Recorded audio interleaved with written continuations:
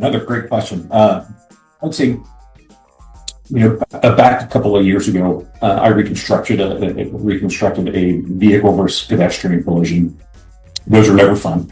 The officers on scene were not trained in accident reconstructionists. They were just, patrol officers and beat officers.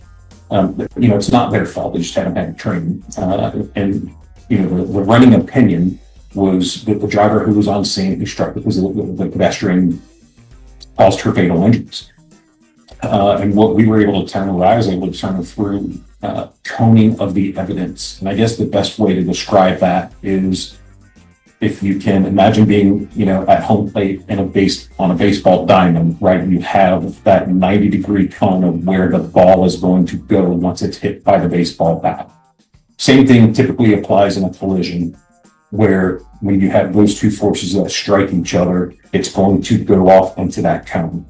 And I located some evidence that was outside of that cone, giving a completely separate cone, if that makes any sense. And it would be basically the equivalent of a hitter turning around, facing the umpire and hitting the opposite way. It defies physics, and parlaying that into a baseball game. So we were able to find some vehicle evidence, ultimately locate the other driver of the other vehicle who had left the scene, determine that she was struck twice, and that the first collision caused her fatal injuries, not the second one.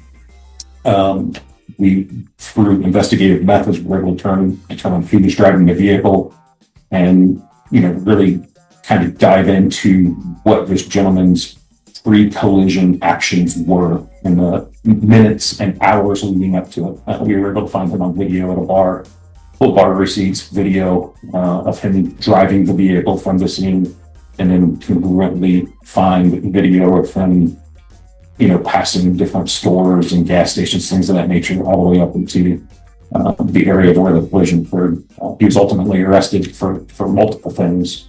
It was good to give that young girl's family some